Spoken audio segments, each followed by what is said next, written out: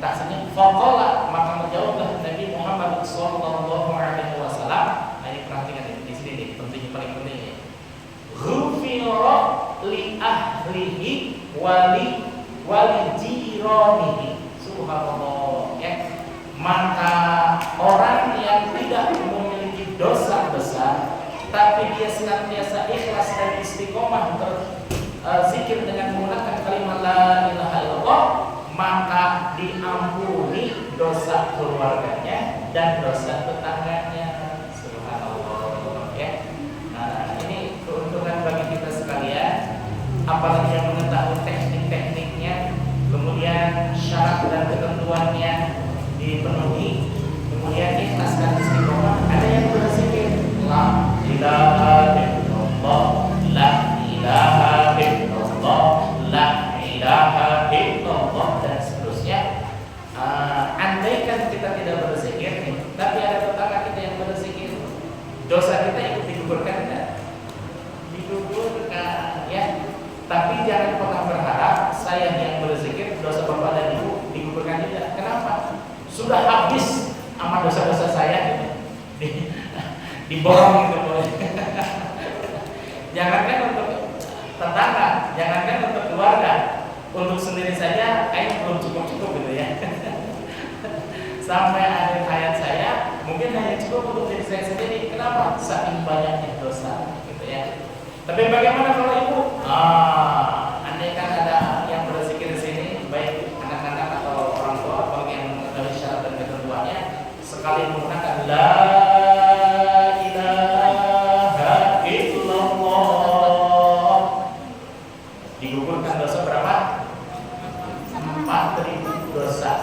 Apakah as-saghair apa al-kabair? Dosa yang kecil-kecil atau dosa yang besar-besar? Dosa yang besar-besar. Masya Allah, betapa sangat beruntungnya kita bertemu dengan seorang wali yang wali mursyid, dan sangat beruntung pula kita sudah mendapatkan sanad dan ilmu amalnya, dan sangat beruntung pula orang yang melaksanakan dengan ikhlas dan istiqomah, insya Allah. Sudah bukan kewajiban saya ya. Saya dari hadis itu sampai setahun lebih ya. Setahun lebih, kemudian japrian ke ustaz-ustaz, japrian ke kiai-kiai, diskusi kesana kemari, dan ketemunya Fathul Ghais. Kita lihat TV, padahal sudah bertahun-tahun yang lalu saya mempelajari, mengkaji, menghatamkan kitab tersebut. Bahkan kitab yang saya pertama beli 1.200, sangat mudah mamanya itu ya. Mana ada sekarang kitab yang 1.200. Alhamdulillah ya, ketemu dan alhamdulillah saya sampai beli buku-buku itu ya. Tapi nggak juga belum ketemunya setelah saya mikir-mikir, saya ngorek-ngorek itu apa ya? Cari-cari lah ya, cari-cari. Wih, ini saya bilang Fathul Ghais halaman 9 baris ke-1 sampai ke-3. Diriwayatkan oleh siapa? Riwayat Imam Al-Bukhari. Kalau Imam Al-Bukhari meriwayatkan, pasti tidak sahih. Pasti ya. Dan di keterangan lanjutnya oleh Imam As-Sanusi. Itu bagian dari kalimat thayyibah, keutamaan an-nafyu wal isbat, menetapkan meniadakan yang lain dan menetapkan yang satu, yaitu Allah Subhanahu wa ta'ala. Baik, selanjutnya setelah kita mengetahui bahwa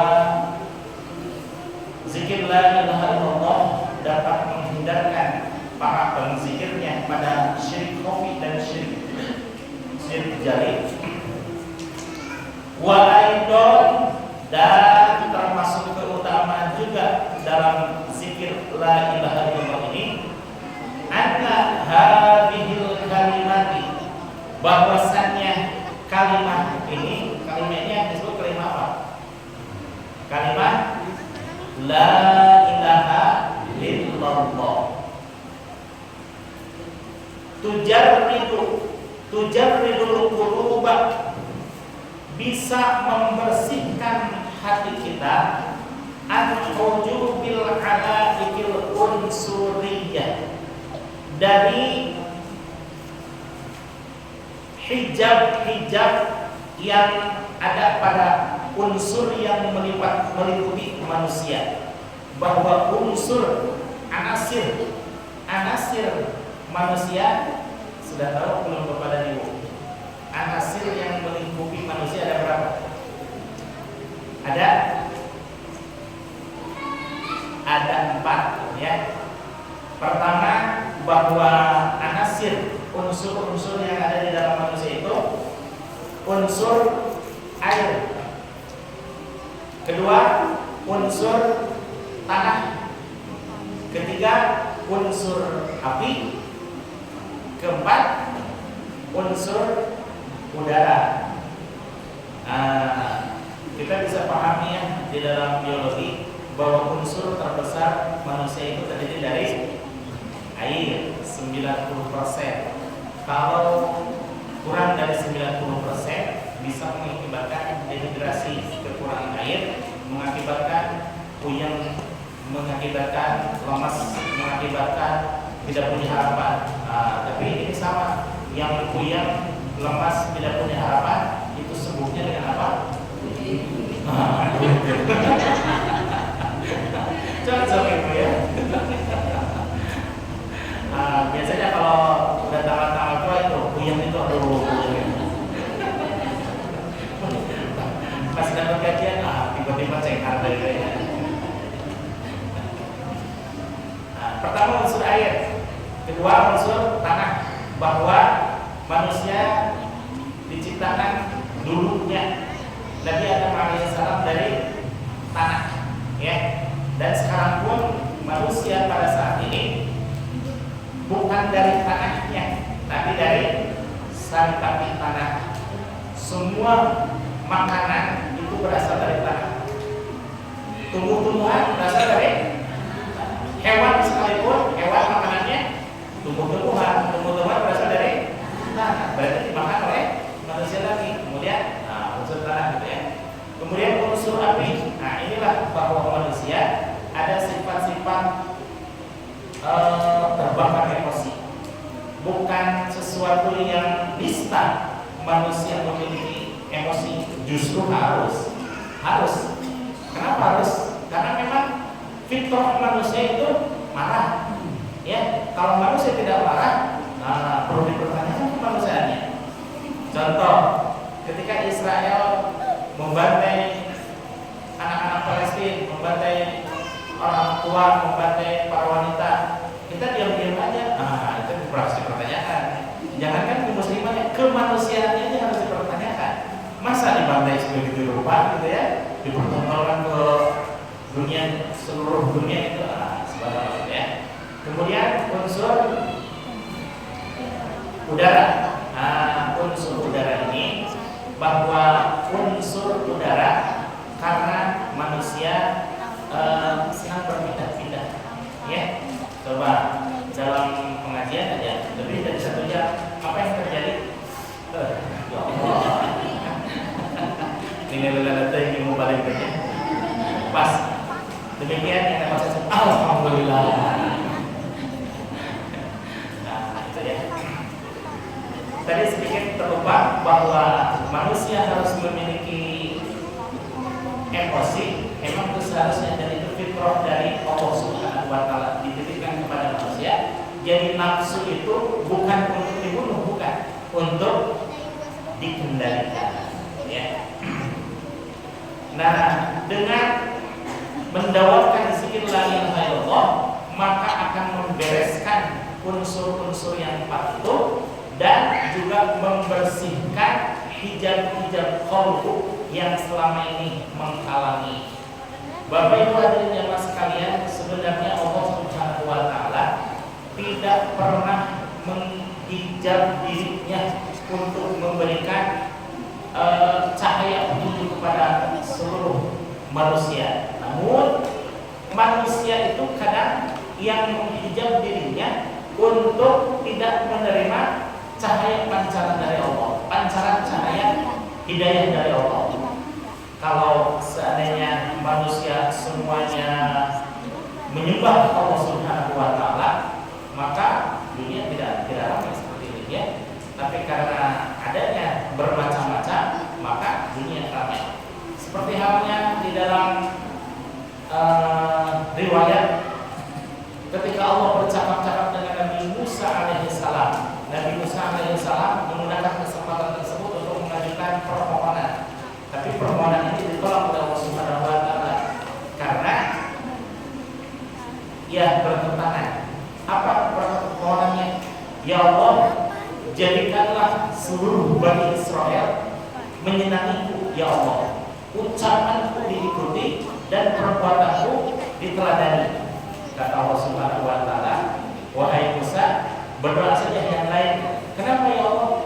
Jangankan engkau yang cuma sekadar makhluk, saya aja boleh tidak semuanya senang kepada saya. Tidak semuanya taat kepada saya dan tidak semuanya menyembah kepada Allah. Tapi berhubung Allah mukhalafatul lil hawadis, berbeda dengan makhluknya, bahkan tidak memerlukan makhluknya, maka andaikan manusia tidak menyembah satupun di alam dunia ini, Allah turun derajat nggak menjadi setengah Tuhan? Tidak, Allah tetap Allah. Tapi kalau seandainya manusia menyembah semuanya, tidak ada yang durhaka semuanya, estoni ibadah semuanya kepada Allah, Allah menjadi supra Tuhan tidak? Tidak, tetap aja Allah Maha Allah. Mukhalafatul lil hawadis, berbeda dengan makhluknya dan berbeda dengan segala sesuatu yang ada. Ya. Kemudian wa yuzakkin nufus, dan membersihkan jiwa-jiwa anil radha'il wasifatil hayawaniyah, dari kotoran-kotoran hati dan sifat-sifat hayawan. Membersihkan jiwa ini termasuk salah satu dari tujuan ilmu tasawuf. Apa tujuannya? Wa thamratuhu, adapun thamrah atau fungsi mempelajarinya ilmu tasawuf. Pertama, tazkiyatun nufus wa tasfiyatul qulub, membersihkan jiwa dan melunakkan hati. Beda ya Ibu kalau sering-sering mendengarkan kajian tasawuf, entah itu di YouTube, entah itu di pengajian-pengajian, entah itu di majelis duha, entah itu di Miftahul Sudur dan lain sebagainya. Insya Allah hati kita akan sedikit lunak karena memang kajiannya kalau tidak tentang Allah, ia tentang diri. Kalau tidak tentang diri, ia tentang qalbu. Kalau tidak tentang qalbu, ia tentang tujuan ibadah. Apa itu tujuan ibadah? Limardhatillah, untuk mencari ridho dan rahmat Allah. Muter ke situ aja pembahasan tentang tasawuf. Tapi tidak hanya satu hadis saja. Misalkan hadisnya hadis apa itu? Ya, tentang hadis kalimat la ilaha illallah aja, ya. Itu aja dibahas dari dulu sampai sekarang, tidak ya? Atau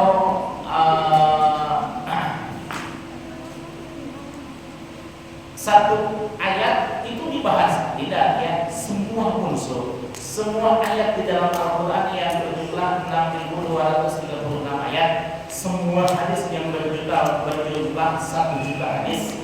Kemudian makalah-makalah ulama seperti Al-Hikam yang berjumlah 263 hikmah, itu bisa dikaji dari sisi tasawuf. Bahkan ilmu nahwu sekalipun yang fungsinya untuk sebagai alat, yaitu untuk mengetahui teknik tata cara baca kitab gundul, itu bisa dikaitkan dengan tasawuf, ya. Tergantung bagaimana pembicaranya. Adil radha'il was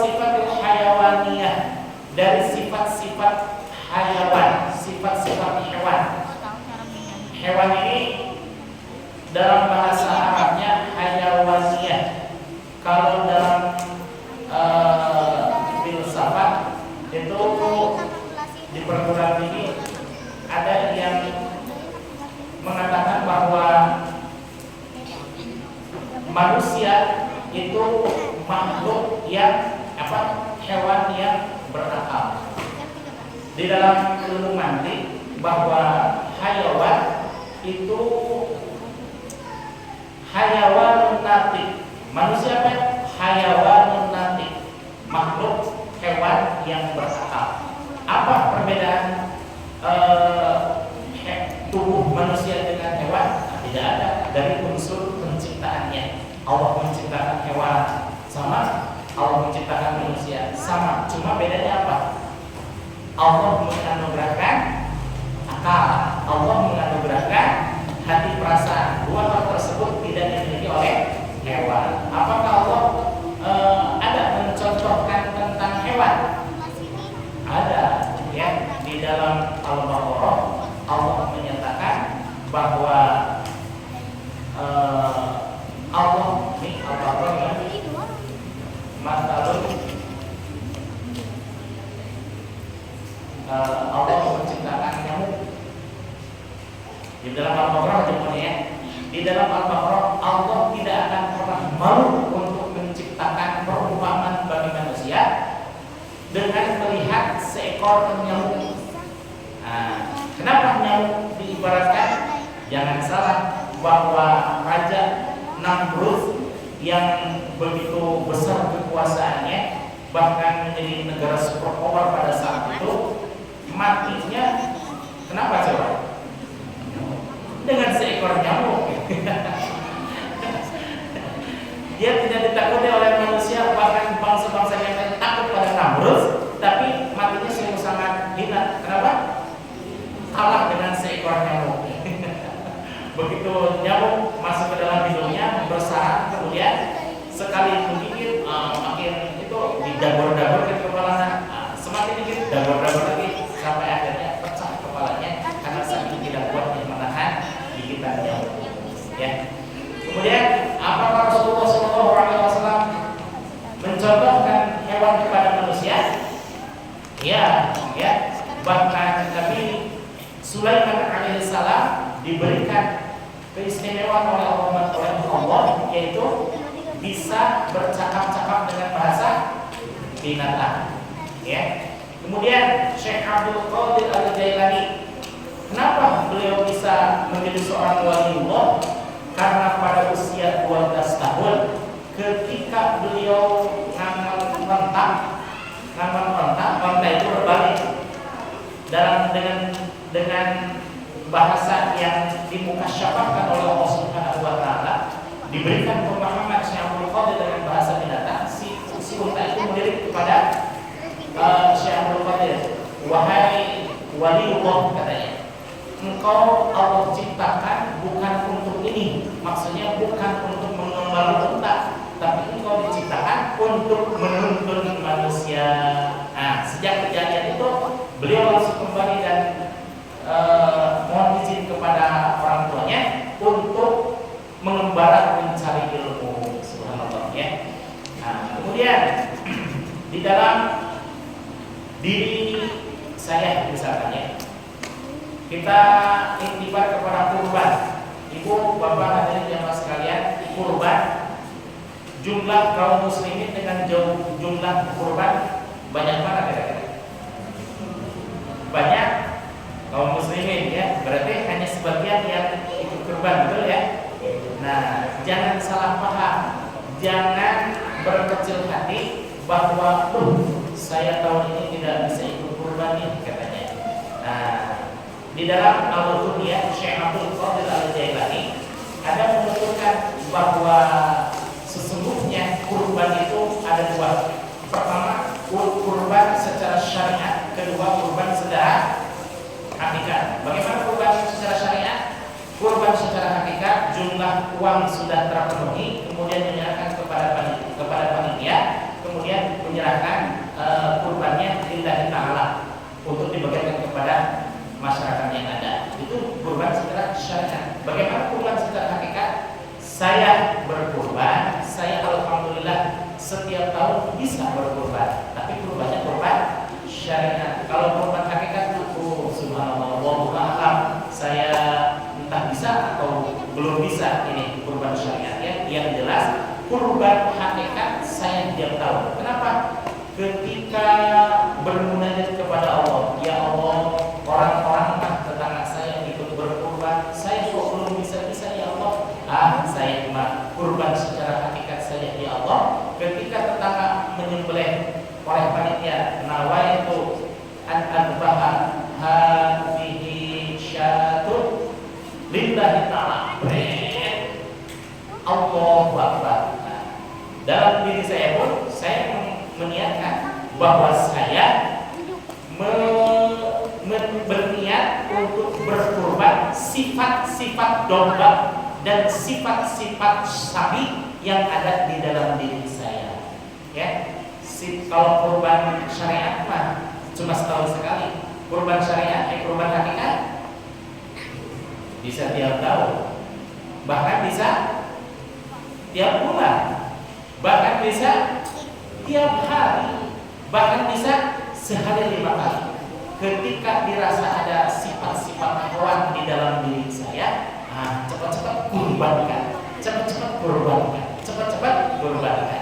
Jadi hilang itu sifat hewan yang ada di dalam diri. Ya. Kemudian watakshifu lidzakiriha, dan bisa mukasyafah, bisa terbuka hijab lidzakiriha bagi orang-orang yang menzikirkan itu kalimat la ilaha illallah ala dawam as-sidqi, ala dawam as-sidqi, yang senantiasa berzikir secara terus-menerus dan secara tepat dengan bimbingan guru mursyid. Ini kayak puasa ya? Oh iya.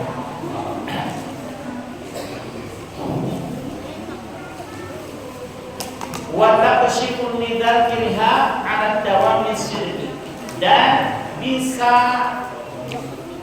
menjadi wasilah untuk terbukanya hijab bagi yang senantiasa berzikir 'ala dawam, senantiasa terus-menerus ikhlas dan istiqomah, wal ikhlas lil ulumil laduniyah.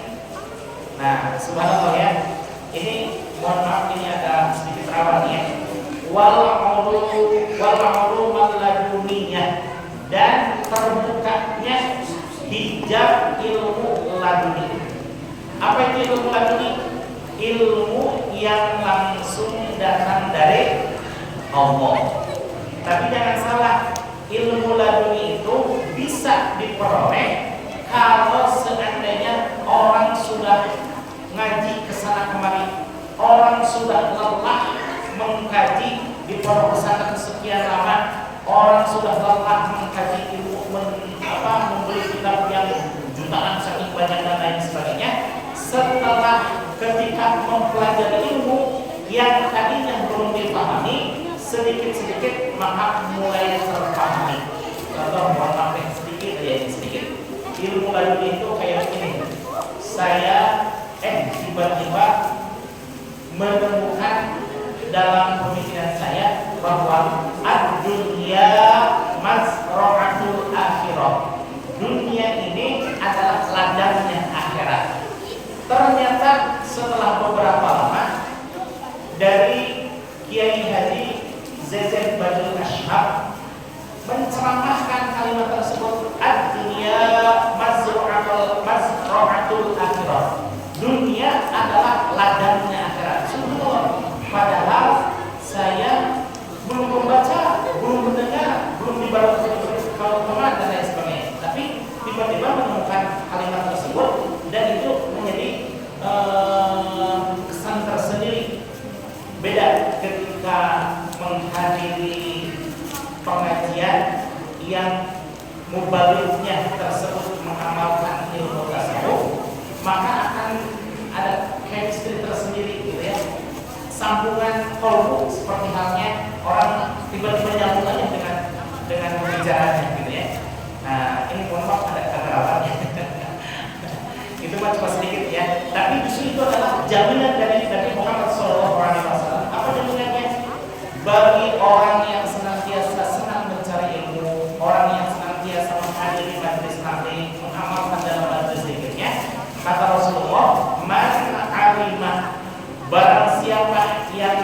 mengetahui suatu perkara, wa 'allama dan mengamalkan pengetahuannya tersebut, maka Allahul ilma ma lam ya'lam. Nah, ini kaitannya dengan ilmu laduni. Jadi ilmu laduni itu bukan tiba-tiba cestrek mau jadi pintar gitu. Mana ada kayak gitu ya. Penuturan ada kejadian nggak ada, amalan untuk mendapatkan laduni nggak ada. Dan laduni itu Allah berikan kepada seseorang yang benar-benar bisa berprestasi secara keilmuan dan amalnya. Salah satunya orang yang senantiasa senang menghadiri majelis taklim. Hadisnya saya selesaikan dulu. Allahu ilma ma lam ya'lam. Maka Allah limpahkan kepada dia suatu ilmu ma lam ya'lam yang sebelumnya belum dia ketahui. Subhanallah. Jadi pengertian ilmu laduni itu di kalangan masyarakat umum banyak yang bolong kata Indonesia bahwa sesat dan menyesatkan. Kenapa? Bahwa ilmu laduni itu ilmu yang langsung dari Allah katanya. Mengamalkan ini sebulan 2 bulan, kemudian tiba-tiba benar nggak ada kayak itu. Yang jelas mah orang yang pesantren lama, sekolah tinggi, kemudian senang menghadiri majelis taklim, yang asalnya tidak paham, suatu saat ikut lagi pengajian, dipahamkan oleh Allah. Nah itu ilmu laduni, gitu ya.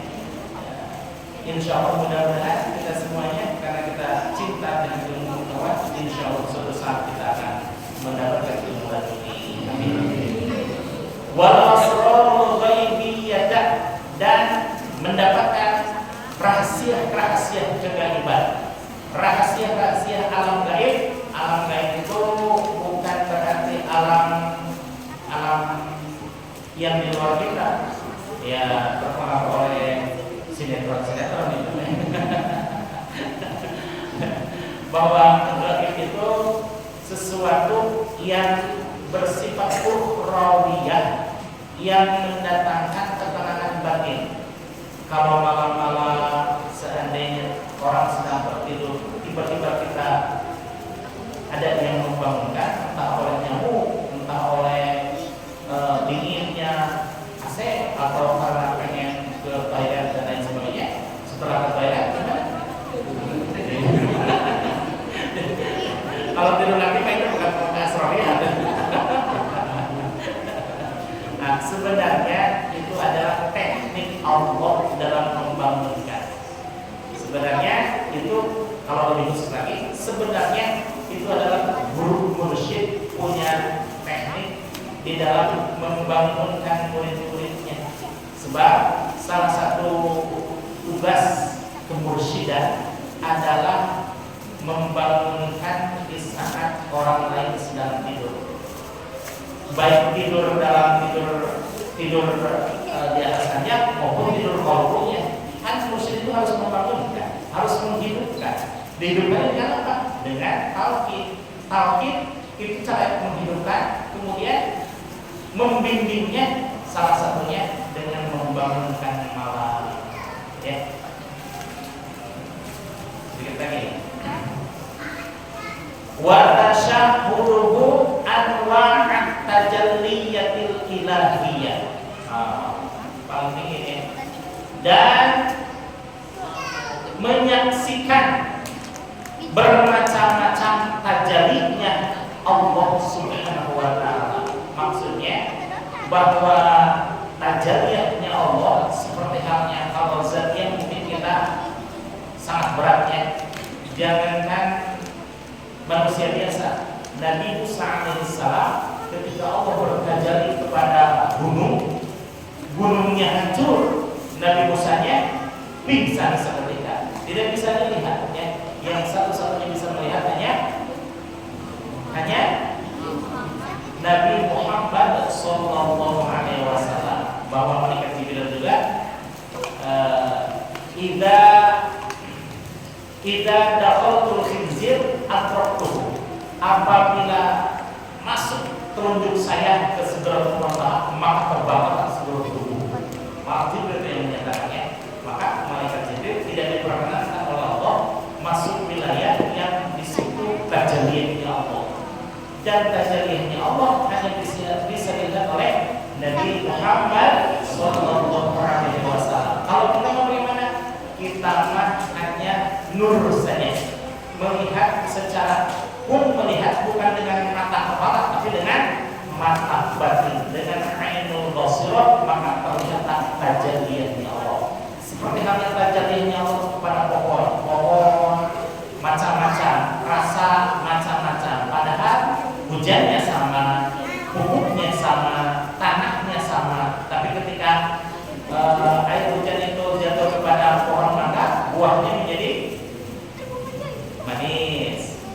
Kalau air hujan jatuh kepada pohon cabai, buahnya menjadi pedas. Kalau hujan jatuhnya ke pohon asam, rasa buahnya menjadi asam. Bahkan macam-macam ya, beda-beda. Nah, itulah salah satu dari tajalliyahnya Allah. Ya, salah satu keagungan Allah yang menjadikan iktibar bagi manusia bahwa tidak ada manusia yang besar, yang ada hanyalah manusia kecil di hadapan Allah yang Maha Akbar. Demikian ya. Insyaallah